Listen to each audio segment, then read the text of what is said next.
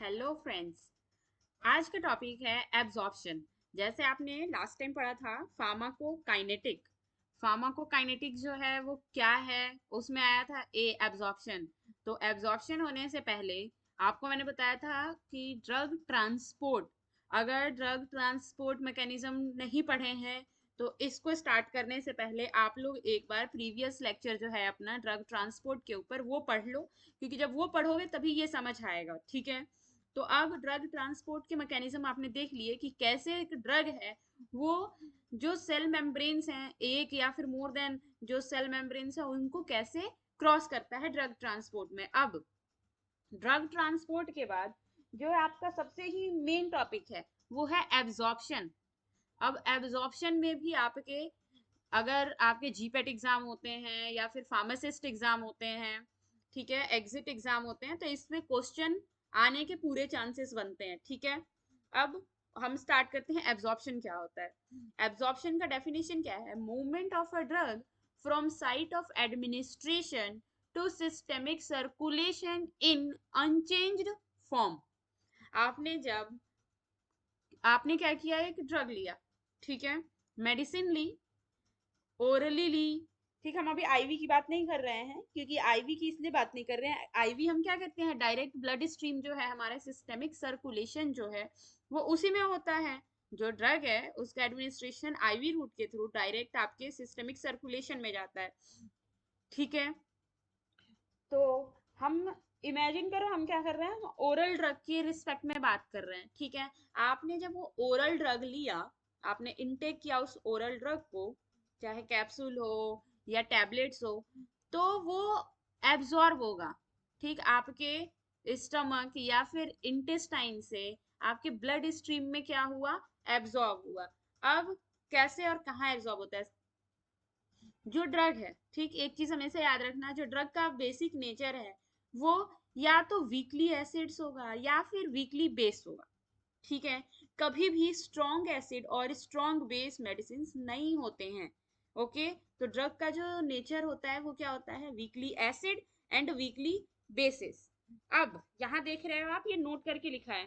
ठीक है, बहुत ही इंपॉर्टेंट है, आपके क्वेश्चन में आता है। जो एसिडिक ड्रग्स हैं, ठीक है, acidic drugs absorbed from stomach and basic drug absorbed from intestine. अब ऐसा क्यों है? देखो, स्टमक का जो पीएच है वो क्या होता है, एसिडिक पीएच होता है। मतलब कि एसिडिक ड्रग एब्जॉर्ब्ड होते हैं कहाँ से, एसिडिक पीएच से। और बेसिक ड्रग एब्जॉर्ब्ड होते हैं कहाँ से, बेसिक पीएच जहां हो, जो कि स्मॉल इंटेस्टाइन है। मोस्ट ऑफ ड्रग्स जो हैं, देखो, दो जगह से मेनली एब्जॉर्प्शन होता है, एक स्टमक से और दूसरा स्मॉल इंटेस्टाइन से। ठीक है। तो जितनी भी एसिडिक ड्रग्स होंगी वो स्टमक से एब्जॉर्ब होंगी, और जितनी भी बेसिक ड्रग्स होंगी वो एब्जॉर्ब होंगी इंटेस्टाइन से। ऐसा क्यों? यहाँ पे आएगा वो लाइक डिजॉल्व लाइक वाला। एसिडिक ड्रग, स्टमक का मीडियम पीएच क्या होता है, एसिड, तो एसिड एसिड वाली जगह से हुआ। बेसिक ड्रग, इंटेस्टाइन का पीएच क्या होता है, बेसिक, तो बेसिक ड्रग जो उसके जैसा मीडियम है बेसिक, वहीं से क्या होगा, एब्जॉर्ब होगा। ठीक है। फॉर एग्जाम्पल देखो, फॉर एग्जाम्पल ये वीकली एसिड ड्रग लिया, ठीक, वीक एसिडिक ड्रग, वो वीक एसिडिक ड्रग स्टमक में, मैंने बताया था स्टमक में एब्जॉर्ब होगा, तो ये एसिडिक पीएच है। स्टमक के अंदर जो पीएच होता है वो एसिडिक होता है। ठीक। तो acid, weakly acidic drug acidic pH में क्या हो जाएंगे, अनआयोनाइज्ड फॉर्म। ठीक। और जब ड्रग, हमेशा याद रखना, ड्रग को एब्जॉर्ब होने के लिए हमेशा क्या करना होगा, अनआयोनाइज्ड फॉर्म जो है, अनआयोनाइज्ड फॉर्म में रहना होगा। अगर आयोनाइज्ड फॉर्म में है फिर वो एब्जॉर्ब नहीं होंगे। एब्जॉर्प्शन के लिए अनआयोनाइज्ड फॉर्म होना जरूरी है।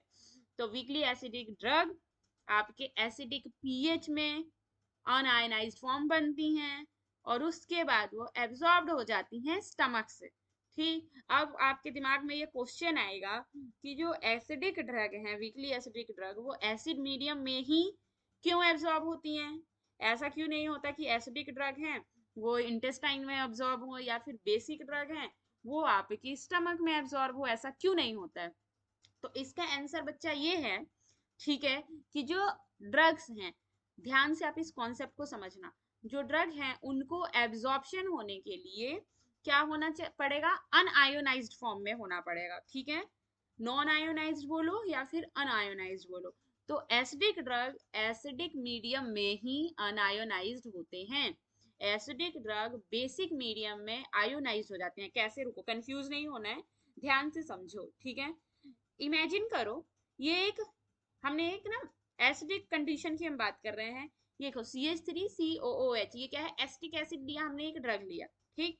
अब ये जो एसिटिक एसिड है, ये देखो, ये इसके कैसे फ्रेगमेंटेशन हो रहे हैं, ये देखो CH3COO, ये माइनस प्लस, ये H पॉजिटिव, ये आयंस बन गए। अब इसका मीडियम, ये ड्रग है, अब मीडियम किस चीज की बात हो रही है, HCl की, ठीक। फिर HCl भी है, आयन फॉर्म्स में कैसे होंगे, H पॉजिटिव और Cl नेगेटिव। अब आपको अच्छे से पता है, एक मॉलिक्यूल, एक आयन का जो पॉजिटिव और दूसरे का नेगेटिव, वो आपस में क्या होते हैं, कंबाइंड होते हैं। तो एसिडिक मीडियम में देखो CH3COO नेगेटिव और ये H पॉजिटिव, ये जाके अटैच होगा, तो फिर कौन सा कंडीशन बन गया, CH3COOH, वही पहले वाला कंडीशन, देखो आयोनाइजेशन नहीं है, और फिर ये H पॉजिटिव और Cl नेगेटिव, ये मिले तो क्या बने, HCl, ये बन गया क्या, अनआयोनाइज्ड फॉर्म। आयंस नहीं है, देखो यहाँ पे पॉजिटिव नेगेटिव के साइंस नहीं दिख रहे हैं, ये आयंस नहीं है, ये अनआयोनाइज्ड फॉर्म है। तो मैंने ये बताया था कि किसी भी ड्रग को एब्जॉर्ब होने के लिए अनआयोनाइज्ड होना जरूरी है, ठीक है। तो ये आप देख रहे हैं कि एसिडिक ड्रग एसिडिक मीडियम में अनआयोनाइज्ड होता है, इसीलिए एसिडिक ड्रग का स्टमक में एब्जॉर्प्शन होता है। अब वहीं पे ध्यान से देखो, अगर वही एसिडिक ड्रग, ये देखो, अगर आप बेसिक मीडियम में लोगे, बेसिक मीडियम मतलब ये देखो NaOH, अब NaOH में क्या होगा, Na पॉजिटिव और OH नेगेटिव, ये क्या बनेंगे, ये आयंस बन जाएंगे। अब ये पॉजिटिव और ये नेगेटिव आपस में कंबाइंड रहेंगे, तो देखो क्या बन रहा है, देखो सोडियम एसिटेट बन रहा है, सोडियम, देखो Na पॉजिटिव CH3COO नेगेटिव, देखो आयंस बन रहे हैं, और ये H2O, मतलब ये क्या हो रहा है, अगर एसिडिक ड्रग आप बेसिक मीडियम में ले रहे हैं तो क्या बन रहा है, यह आयोनाइजेशन फॉर्म हो रहा है। तो जब आयोनाइजेशन होता है तो वहां पे ड्रग एब्जॉर्ब नहीं होता है, ठीक है। ये कॉन्सेप्ट आई होप क्लियर हुआ होगा आप लोगों का, कि जो बेसिक ड्रग्स हैं वो बेसिक मीडियम में एब्जॉर्ब होंगे, क्योंकि बेसिक ड्रग बेसिक मीडियम में अनायोनाइज्ड फॉर्म में होते हैं, और ऐसे ड्रग एसिडिक मीडियम में एब्जॉर्ब होंगे, क्योंकि ऐसे ड्रग एसिडिक मीडियम में अनायोनाइज्ड फॉर्म में होते हैं, ठीक है। अब जैसे मैंने आपको समझाया और अभी उससे सब बता रही थी, वही आगे भी है कि फॉर एब्जॉर्प्शन, एब्जॉर्प्शन के लिए क्या होना चाहिए, ड्रग का, ड्रग अनआयोनाइज्ड फॉर्म होना चाहिए। अगर ड्रग अनआयोनाइज्ड फॉर्म है, मतलब कि लिपोफिलिक उसका क्या है, नेचर है, ठीक है। अब ध्यान से समझो, जैसे मैंने आपको समझाया, आयोनाइज्ड फॉर्म, देखो अनआयोनाइज्ड फॉर्म जो है वो लिपिड सॉल्युबल है, लिपोफिलिक है, और आयोनाइज्ड फॉर्म जो है, देखो आयोनाइज्ड फॉर्म एब्जॉर्ब नहीं होगा और वो वाटर सॉल्युबल होगा, अनआयोनाइज्ड फॉर्म जो है वो ड्रग एब्जॉर्ब होगा और वो लिपिड सॉल्युबल होगा, ठीक है। ये चीज बहुत ध्यान से समझना, क्योंकि यहाँ से क्वेश्चंस बनते हैं, ठीक है। Ionised form of drug is water soluble, ion, जो मैंने आपको समझाया कि आयोनाइज्ड ड्रग है वो क्या होगा, वाटर सॉल्युबल होगा, और जो अनआयोनाइज्ड फॉर्म ऑफ ड्रग है वो क्या होगा, लिपिड सॉल्युबल। तो ड्रग को एब्जॉर्ब होने के लिए कैसा होना पड़ेगा, अनआयोनाइज्ड फॉर्म में होना पड़ेगा। Drug is absorb in non ionisable या फिर अनआयोनाइज्ड फॉर्म, ठीक है। ये चीज हमेशा याद रखना है, यहाँ से क्वेश्चंस भी बनते हैं कि एसिडिक ड्रग कहाँ एब्जॉर्ब होता है, बेसिक ड्रग कहाँ एब्जॉर्ब होता है। अब इसको हम और देखते हैं, देखो, when the medium is same then the drug will cross मतलब ड्रग क्या है, एब्जॉर्ब होगा, ठीक है। अब वही जो मैंने आपको समझाया था उसी का यहाँ पे समझाया हुआ है, टेबल बनाया हुआ है, ध्यान से समझो। अब ये ड्रग है, ड्रग अगर एसिडिक है, मीडियम क्या है, एसिडिक है, तो एसिडिक ड्रग एसिडिक मीडियम में अनआयोनाइज्ड फॉर्म होगा, फॉर्म क्या बनेगा, अनआयोनाइज्ड। अब अगर अनआयोनाइज्ड होगा तो उसकी सॉल्युबिलिटी क्या होगी, लिपिड सॉल्युबल, जो मैंने आप लोगों को बताया था, ठीक है, कि अनआयोनाइज्ड ड्रग की सॉल्युबिलिटी क्या होगी, लिपिड सॉल्युबल। और अगर लिपिड सॉल्युबल ड्रग है तो वो क्या होगा, वो इजीली एब्जॉर्प्शन हो जाएगा। देखो ये क्रॉस बता रहा है, मतलब मेम्ब्रेन की क्रॉसिंग बता रही है कि वो ड्रग क्या होगा, एब्जॉर्ब हो जाएगा। ठीक है, ऐसे ही अगर बेसिक ड्रग है और बेसिक मीडियम है, सेम हो रहा है। देखो बेसिक ड्रग और बेसिक मीडियम मतलब कि हम इंटेस्टाइन की बात कर रहे हैं। Basic drug in basic medium क्या होगा, अनआयोनाइज्ड फॉर्म में होगा। अनआयोनाइज्ड मतलब लिपिड सॉल्युबल। लिपिड सॉल्युबल का मतलब ड्रग कैन एब्जॉर्ब। अब मान लो ड्रग जो है वो एसिडिक है और मीडियम क्या है, बेसिक, मतलब हम एसिडिक ड्रग को बोल दिए कि वो इंटेस्टाइन से एब्जॉर्ब हो।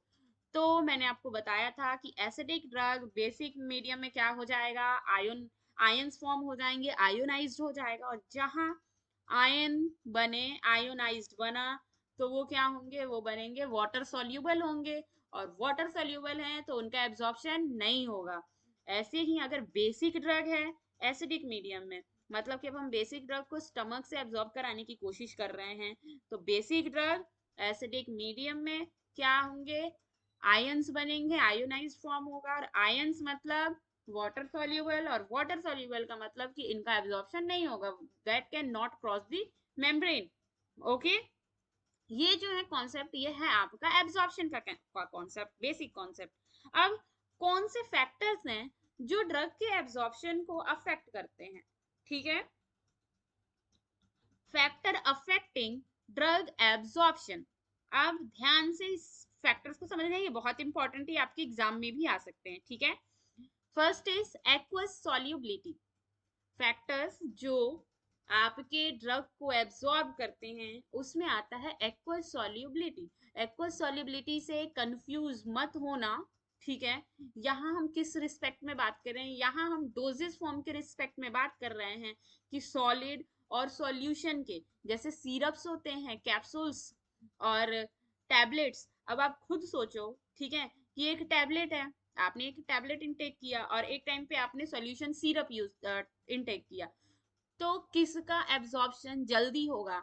देखो सिंपल सी बात है, अगर आप टैबलेट्स इंटेक कर रहे हो तो टैबलेट को डिसइंटीग्रेट होना पड़ेगा, फिर डिसोल्यूशन होना पड़ेगा, डिसइंटीग्रेशन एंड डिसोल्यूशन के बाद एब्जॉर्प्शन प्रोसेस आएगा। वेयर एज जब आप सिरप इंटेक किए हो तो वो ऑलरेडी सॉल्यूशन फॉर्म में है, उसका जो डिसइंटीग्रेट होना और डिसोल्यूशन होना है, ये प्रोसेस का जो टाइम है वो बच रहा है।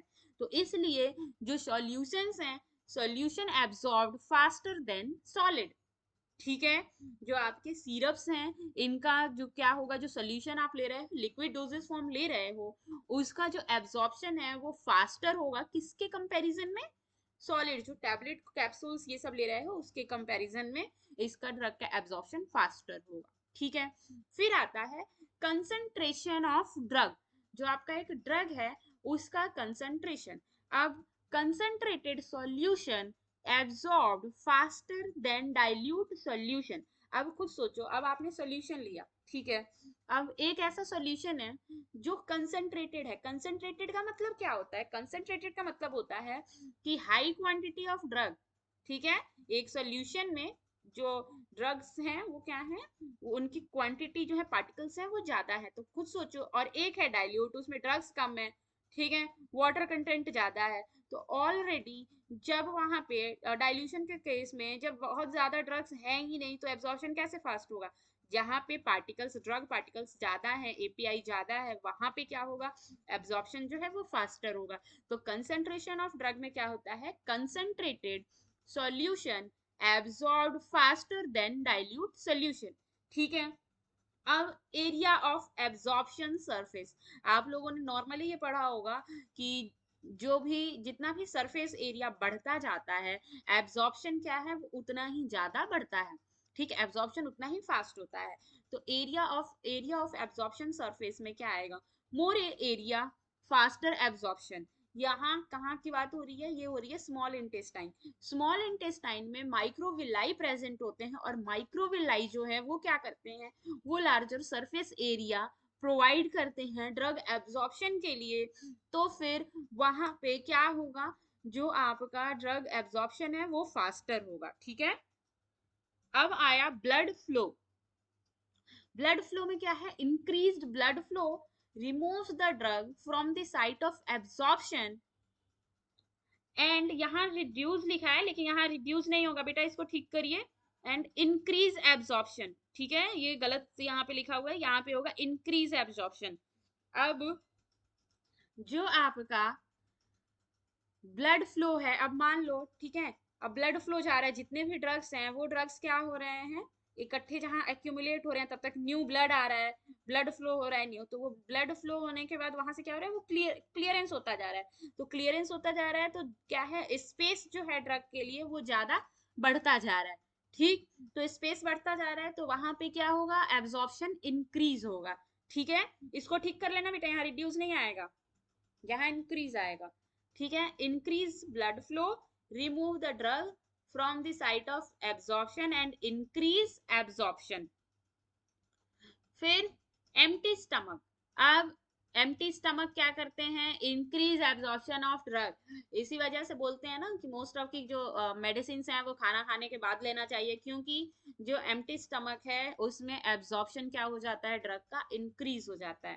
ठीक, अब presence of food, presence of food में देखो, अब फूड है ऑलरेडी आपके स्टमक में और ड्रग भी है, तो आपस में उनका क्या हो जाएगा, कंपटीशन हो जाएगा, क्योंकि फूड को भी एब्जॉर्ब होना है, ड्रग को भी एब्जॉर्ब होना है, तो ड्रग का जो एब्जॉर्प्शन है वो क्या हो जाएगा, डिक्रीज हो जाएगा in the presence of food.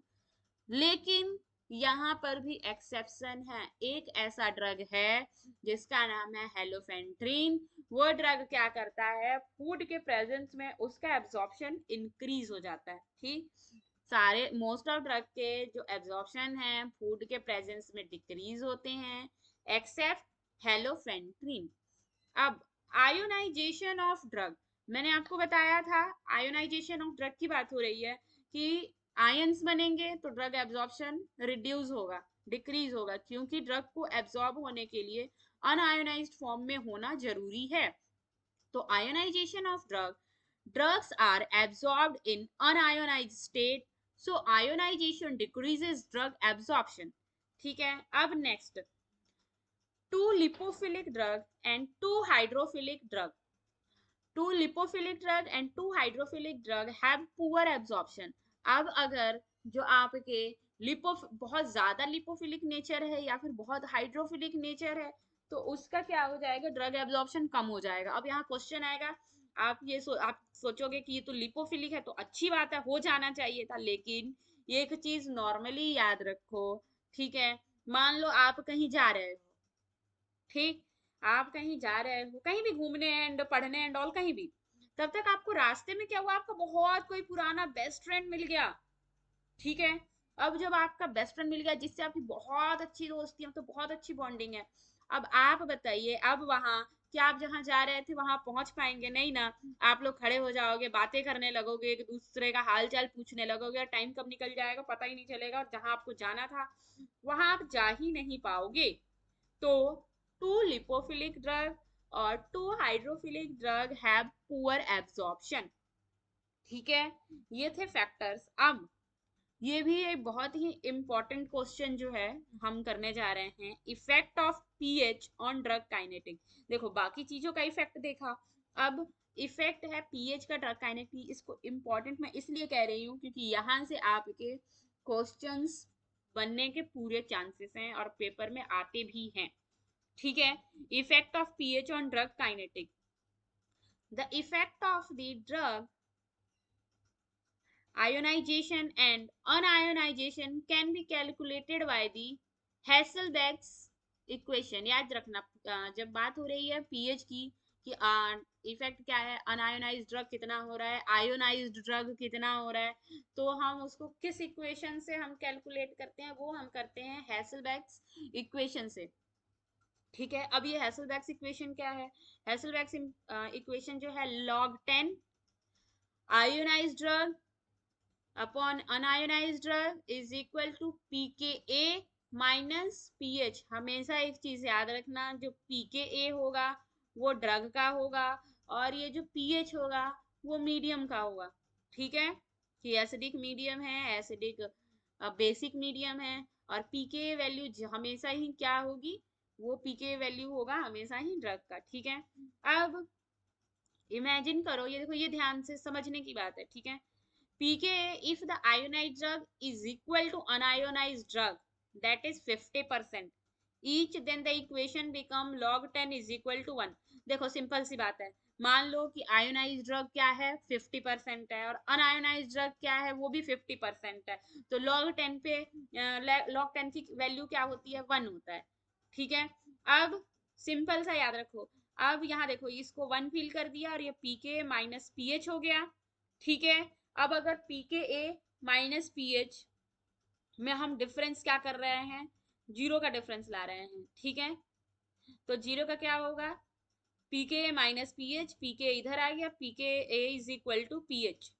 ठीक है, तो pKa is equal to pH, hence pKa is the pH at which the drug is 50% and ionized and 50% unionized। Simple सा याद रखना, जब जो pH pKa माइनस pH ये जो इनका जो डिफरेंस है अगर जीरो होता है तो उसका मतलब है कि आपका क्या है, ionization of drug and unionization of drug है वो 50-50% है। ठीक है, ये बहुत ही इंपॉर्टेंट है बच्चा, इसको अच्छे से समझिए। देखो हम यहाँ अब एसिडिक ड्रग के रिस्पेक्ट में बात कर रहे हैं। ठीक है, व्हेन pH माइनस pKa मतलब difference is equal to zero, मान लो इसको 50% इसको 50%, तो 50 minus 50 is equal to zero, तो फिर difference D is equal to zero, तो आयोनाइजेशन एंड अनआयोनाइजेशन फ्रैक्शन क्या होगा 50-50%। यहाँ बेटा ये क्वेश्चन पूछा जाता है, in acidic drug if difference is equal to zero then what will be the fraction of ionization and unionization drug। तो याद रखना, if difference is equal to zero in acidic drug then the fraction of unionization and ionization of the drug is 50-50%। okay, now when pH minus pKa is equal to 1, मान लो अब ये जो difference है अगर 1 आया तो इसका मतलब है कि एक फॉर्म है आयोनाइजेशन या फिर अनायोनाइजेशन, एक होगा 90% और दूसरा होगा 10%। अब अगर डी डिफरेंस क्या होगा 2, पीएच माइनस पीके का डिफरेंस अगर 2 आएगा तो एक फ्रैक्शन होगा 99% का और दूसरा होगा 1% का। अब अगर D3 आया तो वन फॉर्म होगा 99.9% एंड अदर होगा 0.1%। आपको ये जो वैल्यूज हैं ये वैल्यूज क्या करनी है, याद करनी है। ठीक है, क्योंकि यहाँ से क्वेश्चंस बनते ही बनते हैं। अब आप लोगों को ये बेटा स्क्रीन पे दिख रहा होगा, यहाँ पे मैंने मोस्ट इंपॉर्टेंट डाला है। ठीक, अब ध्यान से समझो ये क्या है, ये है effect of pH on ionization of the drug. ठीक है, हम क्या ले रहे हैं, यहाँ हम डिफरेंस ले रहे हैं पीएच माइनस पीकेए और इधर ले रहे हैं परसेंटेज आयोनाइजेशन। ध्यान से देखना, ठीक है, हम यहाँ ले रहे हैं परसेंटेज आयोनाइजेशन, अनआयोनाइज फॉर्म नहीं ले रहे हैं, हम आयोनाइजेशन ले रहे हैं। ठीक है, और ये एसिडिक ड्रग का है और ये बेसिक ड्रग का है। आपसे ये क्वेश्चन एग्जाम्स में पूछा जा सकता है, या तो परसेंटेज आयोनाइजेशन बताओ या फिर परसेंटेज अनआयोनाइजेशन बताओ। अगर आपसे पूछा जाएगा परसेंटेज अनआयोनाइजेशन बताओ तो इसमें से आप क्या करोगे, माइनस कर दोगे। ठीक है, और ये भी ध्यान देना कि एसिडिक का पूछ रहे हैं या बेसिक का पूछ रहे हैं। आपको ये जो टेबल है इसको अच्छे से याद करना है। ठीक, और देखो कैसे याद करना है, पीएच माइनस पीकेए -3 से लेके +3 तक आपको वैल्यू लिख देनी है। ठीक है, -3 -2 -1 0 1 2 3। ठीक है, अब इधर ये एसिडिक लिखना है, इधर बेसिस लिखना है और हम क्या कर रहे हैं, परसेंटेज आयोनाइजेशन कर रहे हैं, ये चीज याद रखना। ठीक है, हम परसेंटेज आयोनाइजेशन की बात हो रही है। जीरो पे मैंने बताया था, जीरो पे एसिड हो या बेस हो, आयोनाइजेशन अनआयोनाइजेशन दोनों क्या होगा 50% ही होगा। ठीक है, यहाँ देखो 50% अगर आयोनाइजेशन है तो अगर यहाँ पूछा जाए अनआयोनाइजेशन वो भी क्या आएगा 50%। आप सिर्फ ये एसिड वाला याद कर लो, इसका बिल्कुल रिवर्स कर देना तो फिर बेसिस का हो जाएगा। ठीक है, अब हमने एसिड के रिस्पेक्ट में पढ़ा था, जीरो पे 50% आयोनाइजेशन, अब 1 पे जो डिफरेंस है 1 तो उस पे 90% है, 2 पे 99% है, 3 पे 99.9% है। ठीक है, ऐसे ही अब इसका क्या कर रहे हैं, हम रिवर्स जा रहे हैं, -1 पे 10, देखो इसी का माइनस कर देना। ठीक है, जो अनायोनाइजेशन वाला फॉर्म आएगा उसको यहाँ माइनस वाले वॉल्यूम में डाल देना। देखो 50 के बाद 1 पे 90, -1 पे 10, 2 पे 99 और -2 पे 1, वही जो -1 बच रहा है वही। ऐसे ये नॉर्मली याद करने के लिए मैं आपको बता रही हूँ। फिर 3 पे 99.9, -3 पे 0.1, ये आपके क्या है, परसेंटेज आयोनाइजेशन। और इसके बिल्कुल आपको ये याद होगा तो इसके बिल्कुल ओपोजिट आप क्या करोगे, जो वैल्यूज हैं वो लिख दोगे तो वो आपके बेसिस के आयोनाइजेशन के परसेंटेज आयोनाइजेशन बेसिस के हो जाएंगे। बेसिस पे -3 पे 99.9 है, -2 पे 99 है, -1 पे 90 है, फिर 0 पे 50 है, 1 पे 10 है, 2 पर 1 है, 3 पे 0.1 है। आपसे अगर इस टेबल को याद कर लो, आपसे नॉर्मली अगर क्वेश्चंस बनेंगे तो इस टेबल से गारंटी के साथ क्वेश्चन बनते हैं। ठीक है, आपको अगर, आई होप आपको समझ आ गया हो, स्क्रीनशॉट लेना हो तो मैं आपको बताती हूँ। आपको बेटा अगर कंफ्यूजन हुई हो तो मुझे बता देना, ठीक है। आपको किसी भी टाइप का कंफ्यूजन हो तो बेटा आप मुझे बताइएगा कि मैम हमें इस टाइप के कंफ्यूजन हो रहे हैं, तो मैं आपका बच्चा हेल्प करूंगी, ठीक है। आपको समझाऊंगी अगर समझ नहीं आएगा तो। और एक बार 2-3 बार ये आप वीडियो देखना, और क्योंकि ये बहुत ही इंपॉर्टेंट है। ये देखो, ये एब्जॉर्प्शन है, जिसको स्क्रीनशॉट लेना है वो ले लो, इसका ले लो, ये बहुत ही इंपॉर्टेंट है। और अभी जो एब्जॉर्प्शन का एक और पॉइंट अभी रह गया है, वो है आपका क्या, बायोएबिलिटी और फर्स्ट पास मेटाबॉलिज्म। ठीक है, जो हम नेक्स्ट लेक्चर में कंप्लीट करेंगे। ओके, आई होप आपको बेटा समझ आ गया हो। अगर समझ ना आया हो तो आप मुझे कमेंट करके बताएं। ओके।